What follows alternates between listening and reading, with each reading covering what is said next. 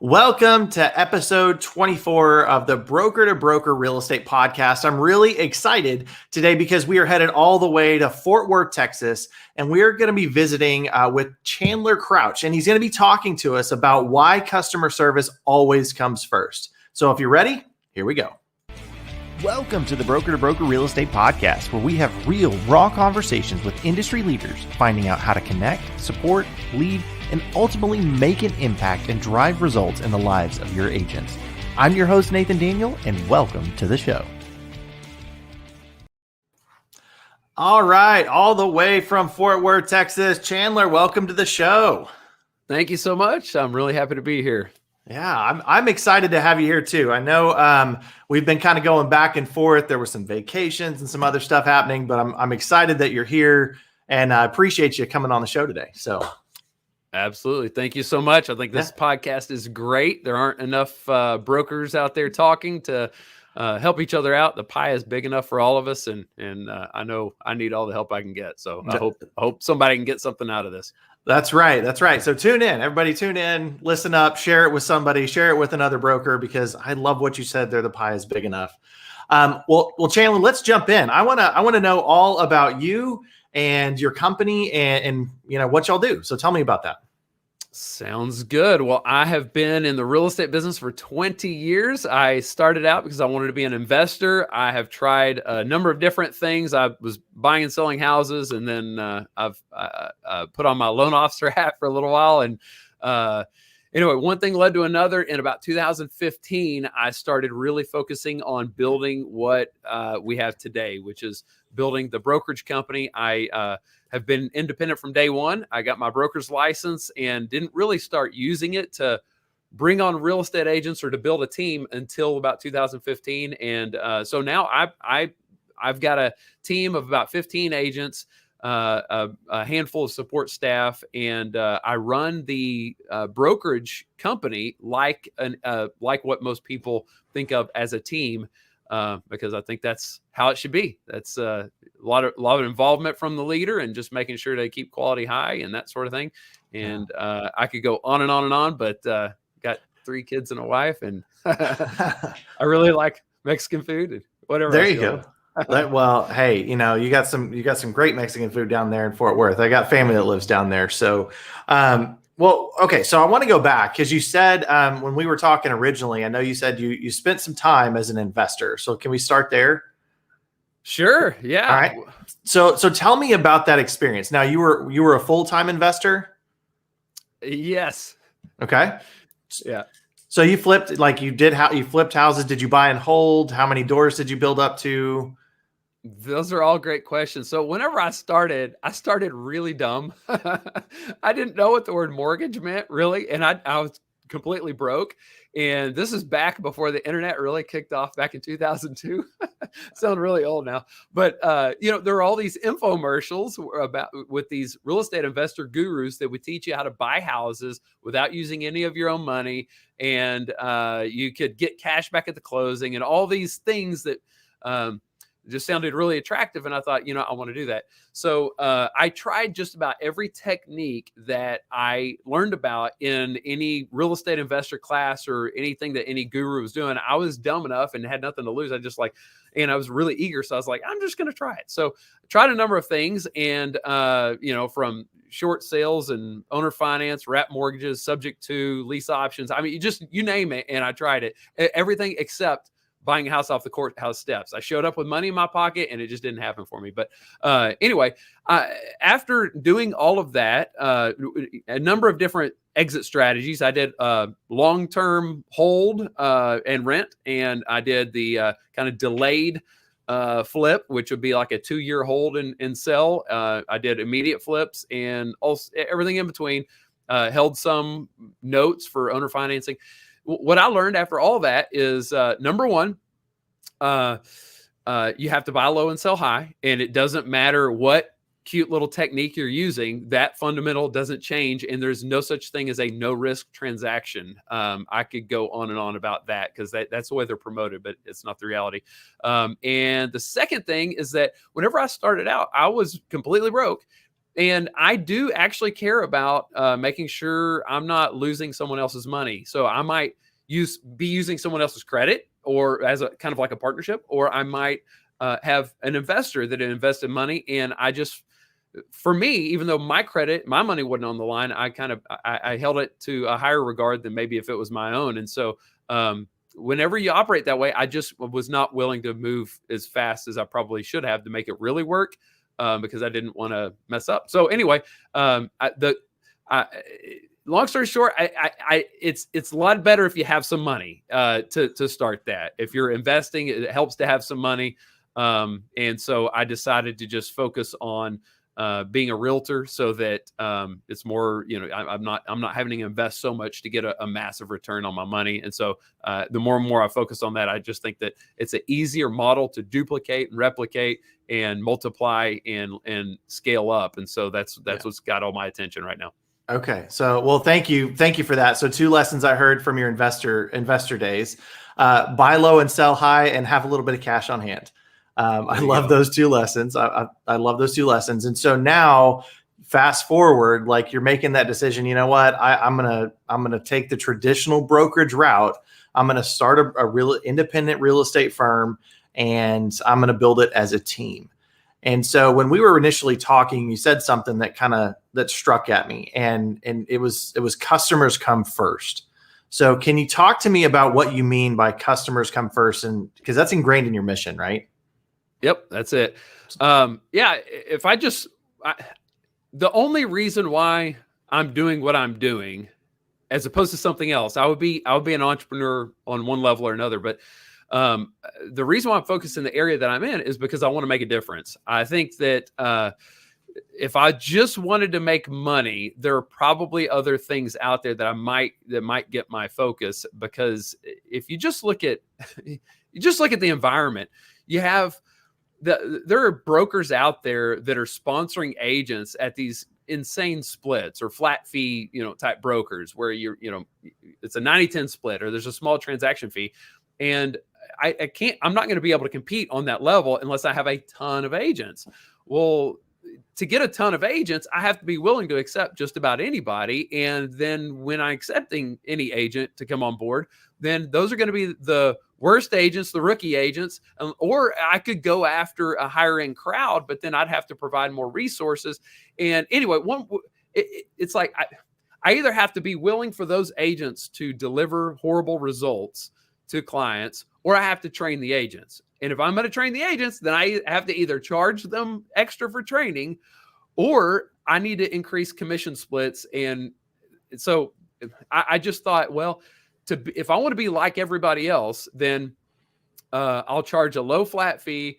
I'll charge extra for training, and then nobody will want to take the training, and I'll be like every other brokerage company out there. And I just thought, I'm not okay with that, and I'm not okay with clients getting the raw end of a deal while we're going through this learning curve. So I just decided to reform the whole process and just take a more active role and make sure that the compensation structure was ingrained into our business model, so that I could afford to invest fully in the training and really passionately help real estate agents go from, not knowing a thing about real estate to being expert level.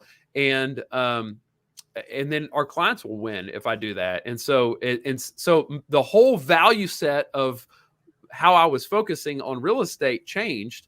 It was looking at the value proposition that I bring to the marketplace. It's really a client first proposition, which is just like every other business that I've ever gone to and appreciated. You have all these, everybody's always thinking, what does the client want? What's in it for them? And instead of just focusing on recruiting agents and trying to make that the value proposition and not really caring about the client, I just decided, well, if we do what clients really want and we deliver A-level service with A-level results, then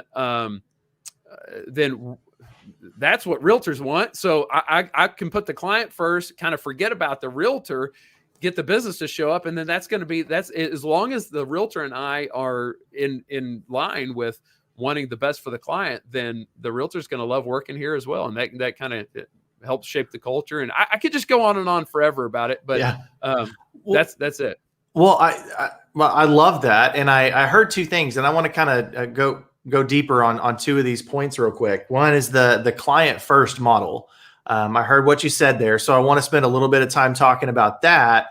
But then I also want to hear, how are you making sure that you're training your agents and leading your agents to live that client first model as well. So let's start first with the client first model. Like, how have you set yourself up to be that client first experience in your market? The client first. Well, first of all, my company is a reflection of what I'm willing to tolerate. So it's not the easiest thing for me to go out there and find awesome agents just at will. I can increase the odds I'm going to find an awesome agent, but but I can definitely make sure that if an agent isn't awesome, I can say bye to them. And not keep them in under the same roof. So that's the first thing. Second thing is just being really involved. So I personally train all of our agents, and I really care about the agent's success, and I care about the client's experience. And so, how do I do it? Number one was creating a compensation structure that justifies me spending that amount of time into the agent's lives, and creating a situation where they can afford to come on board. And I'm not charging them an arm and a leg up front, but and I could go into that in detail, but I know we're kind of leave numbers out of this, and I'm okay with that. But that's the first thing. Then it's just training them from square one, and then there's no shortcut. I'm just involved in the transactions in the beginning until I can see a track record where they can stand on their own 2 feet. If somebody's not cutting it, or they're just, if somebody's not cutting it, then I say bye to them, and we keep the good guys. And there's no other way around it. I like it. So high standards on who you hire, and then holding them accountable to that client experience. And so as a company, I know one thing, and if you're okay, if I talk about this, one thing that I've seen you do for the community is in Texas, you have the ability to negotiate your property taxes, right? So as a part of your experience, and you offer this service to all of your agents and their clients, right? You offer that service of going in and actually fighting to lower tax rates. Talk about that. When did that start? Yep, you got it. So you mentioned something earlier about customer service and just how that's shaped our focus. And really, it does come from the value standpoint that we just touched on. And I just wanted to mention this little mantra. This is one thing that creates the marketing focus, and that's what we're getting to now, is the marketing focus. Is that I believe that our brand and our marketing is our client's experience. So our brand is our client's experience. It's not a set of colors or a set of logos. That's all stuff that kind of plays into it, but it's a fairly minimal part. I don't know if you ever heard the saying that people may not remember. I don't know, may not remember much about what you said, but they're going to remember how you made them feel, or something like that. Yeah. So that's the experience. So from the marketing side, it didn't make sense for us to just keep sending out postcards and filling up people's mailboxes and spending thousands of dollars to do that. Although I could justify doing that because I can measure a rate of return on that. It's very tangible and very easy to measure rate of return. So I can justify a huge spend. But instead, I just said, you know what? I've created the training program and all sorts of other things in our company to be to align with these values. What if we re-engineered the marketing to align with those values as well? And so we kind of took a gamble and decided we were just going to look for ways to serve our local community and to become a valuable part of the community. I'd read a couple books. Gary Vaynerchuk kind of preaches about this, in the Thank You Economy, and the book Crush It. And it kind of aligns with my spiritual values as well, just giving first and walking in faith kind of thing. So that's what we did. We were looking for opportunities to give people. The property taxes here are insane, and the whole property tax system here in Texas is just nuts. They allow homeowners to protest their property taxes, and so we started out by just answering questions and providing information so that people could go out and protest their own property taxes. And then one thing led to another. And it just made more sense to take the work on and actually represent our clients in protesting their property taxes. And we decided to do it for free, just as a way of giving and serving. And then, everybody needs help and nobody understands the system. So it just took off like crazy. And we started that 5 years ago. And this year in Tarrant County, we've narrowed the focus to only Tarrant County. Well, that might change next year, but in Tarrant County now, I protest more than anybody else. I represent more people than anybody else, and we had like 22,000 folks that we helped. But wow, yeah, that's a lot. Well, that's a lot. That's a lot. You got to have your systems in place to make that happen, because it's in a period of time, right? Like a month or something that you have to do it. Yeah, it's a very limited period of time. We have 14,000 people signed up this year within 30 days. And I mean, it's a really insane experience to go from zero to that in 5 years. But well, that's cool. And that's an awesome service that you're providing to the community. I mean, you're helping people save, I imagine, thousands of dollars on their taxes and stuff. And of course, they're going to, think of you and your agents whenever that happens. So, well, thank you for sharing that. I think that's a phenomenal service. Now, I want to talk about your agent training, like when you're bringing them on board, and how do you set that expectation up front that, hey, client comes first? How do you set that expectation with your agents?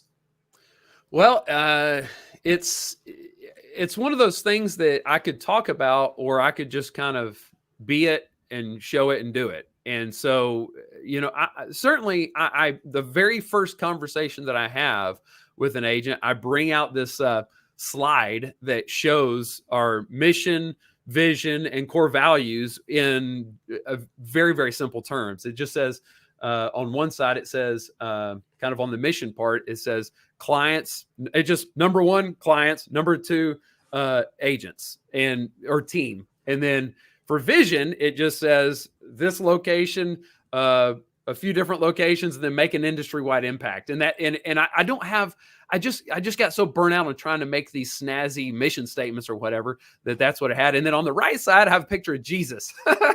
And it says underneath it says, Jesus is my homeboy.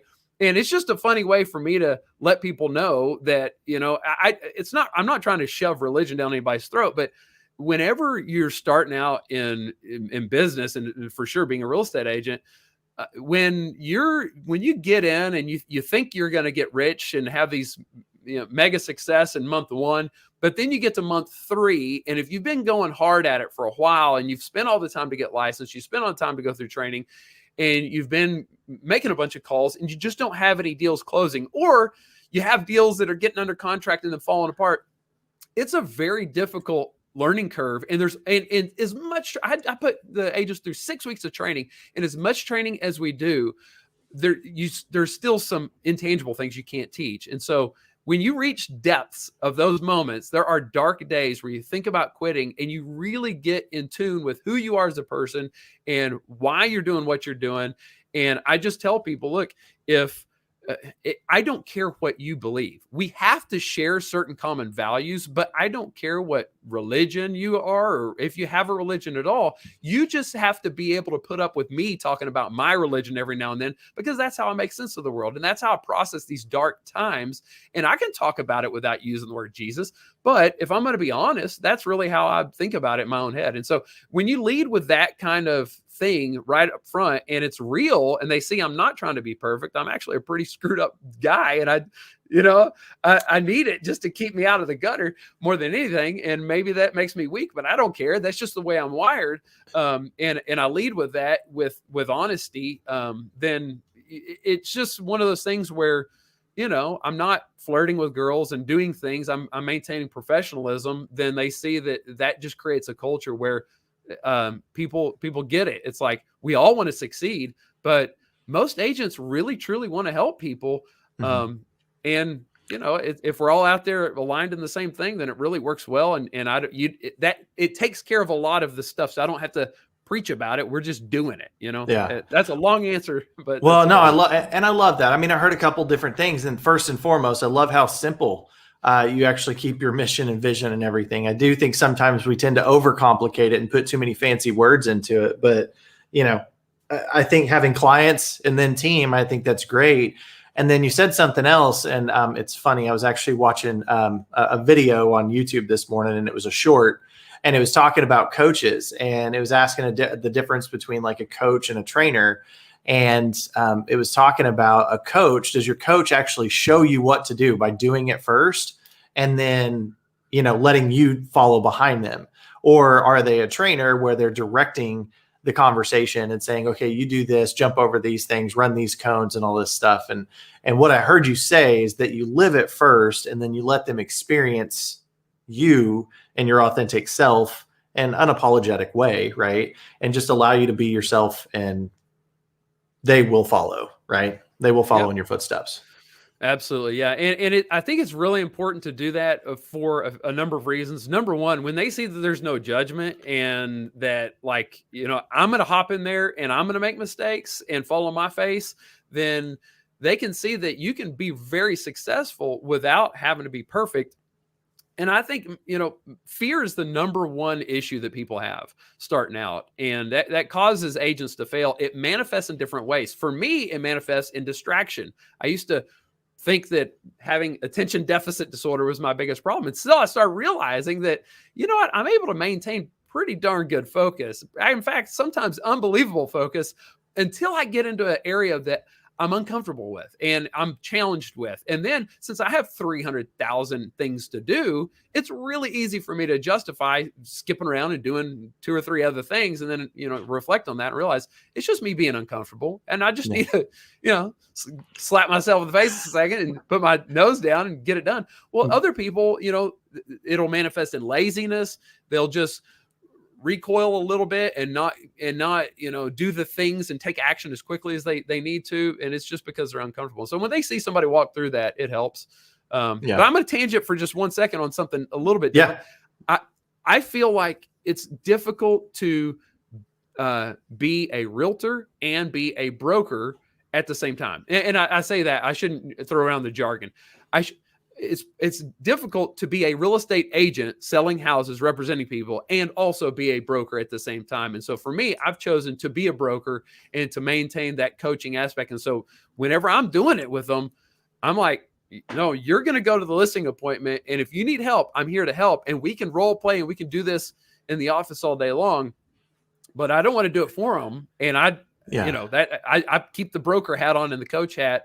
And if I get a lead that comes in the door, I don't scrape the cream off the top. I hand it straight over to the agents, just because that's the way I feel like the organizational structure is best suited, so that I can do this really, really well, and they can do that really, really well, and it works together really, really well. Okay. So and I think, you hit on a topic that's very touchy. I mean, I think there's so many that are, let's just say, competing brokers and non-competing brokers, and everybody gets to make their own choice on what that looks like. And I think you're right, though. It is tough, because even only on the broker side, if you're not even in production, there's so many hats that we have to wear constantly, right? Like, we're in sales, we're in training, we're in coaching, we're in mentoring, we're in legal compliance, we're in all sorts of different positions. And then if you also tack on that production side of it as well, it can be tough, right? You're juggling, 2 main things. So I commend you for standing up and be like, you know what, I am going to be the leader and not be in production, but you're pouring into your people and teaching them how to be great customer service agents, right? Yep. Cool. It was difficult at first. It took it was a pay cut for sure. In fact, it's probably still a pay cut in some ways. I could probably make more, but I read some Entree Leadership is not E-Myth Revisited. And there are a couple other books that are just like that. And, you're either working on your business or working in your business. And that was the quickest ticket to start working on the business and to be able to multiply.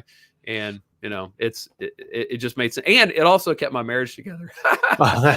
You try to do too many things and you realize, you got to let go of something and just really focus. And it kind of, jumping back to the first subject we went into, one of the things I realized was, if I'm trying to do a whole lot of everything, then I end up not going very deep. And so I've just done everything I can to really discipline myself to focus on as few things as possible, but to go as deep as I possibly can, to be the number one in something. And so that's part of the decision. And getting out of investing and not going to the house to do the listing appointment, even though, I mean, I passed up on a $2.5 million deal the other day. And it was like, you know what, I'm either holding true to this or I'm not. So what is it? Got to put your money where your mouth is. So, well, and like you said earlier, if now that you've done that and you've got your focus points that you're focused on, you can start to feel when you're getting outside of those comfort zones, right? Because you get uncomfortable, right? So I think you probably can start feeling yourself going, okay, maybe I'm in a zone I shouldn't be in. And that pulls you back to it. Well, okay. So greatest lesson, I want to ask a couple questions as we begin to wrap up here. What's the greatest lesson you've learned in the last 6 months? Okay. I was trying to think about this because I would say the greatest lesson in the last 6 months. I don't know if this is it, but this is a good one. I learned it from watching the documentary Last Dance. It was a documentary about Michael Jordan and his run with the Bulls and what his career looked like. And what I realized after watching that was that there are no special skills that guy has that he didn't learn in little league, whatever, basketball, whatever you call that. He learned how to shoot, dribble, pass, all right off the bat, and whenever he is in little league or whatever you call it. And then as a professional, there are so many people that are so good. What causes him to be so much better than all the rest? And the thing that he kept coming back to in that documentary was he would continually motivate himself and find excuses, find ways, lie to himself, even figure out things that caused him to get motivated. And he would go into a game and his peers knew it. They're like, oh no, you should not have done that to Michael. And then he would bring his A game and do these unbelievable things. Well, it at the core of it, sure, he's got unbelievable skills, but so do a lot of people.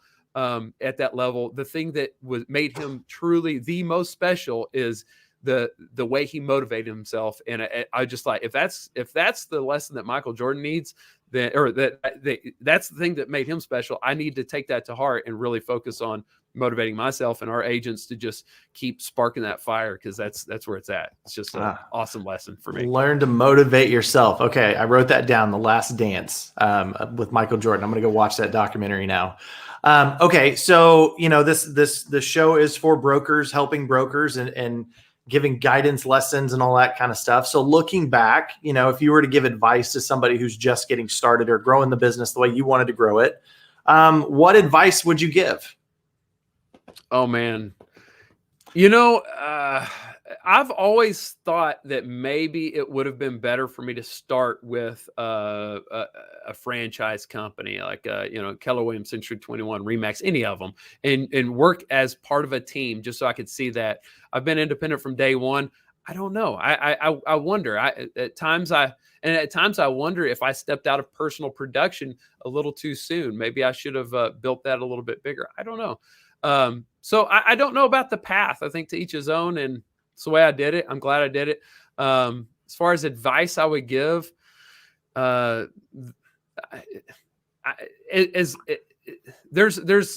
would say it's this. There's no shortcut. And the shortcut is the hard road. The hard road is the shortcut. The best way to get the best employees is I made my hiring process just insane. I make people jump through a bunch of hoops, and I go really deep in making sure that I'm doing the best I can to hire the best person. And it's a lot of work up front. But once I do that, then I have this incredible employee that we're aligned with values and on the same mission. And I actually don't have to look over their shoulder. And I'm actually super confident that they're going to do a great job, many times the job better than I could do it. And that's the ticket for me. I know that's going to be the ticket as I continue to scale. So the long road the hard road is the shortcut. I guess that would be. Okay. Well, hey, thank you for that. I know sometimes it's easy to go with the easy road, but the hard road's worth the journey, right? I know there's a quote out there around that. And I'm going to end on this. Like, we've been talking to Chandler Crouch out of Fort Worth, Texas. And you had a quote that actually that you said, it's not passive, care about the clients, experience more than anything else. So I'm going to quote you on that if you don't mind. Absolutely. That works. So anyways, if you want to get in touch with Chandler, chandlercrouch.com, best way to do it. You can also find you on Facebook, same tags, all that stuff. You search Chandler Crouch anywhere and you'll be able to find it. Okay.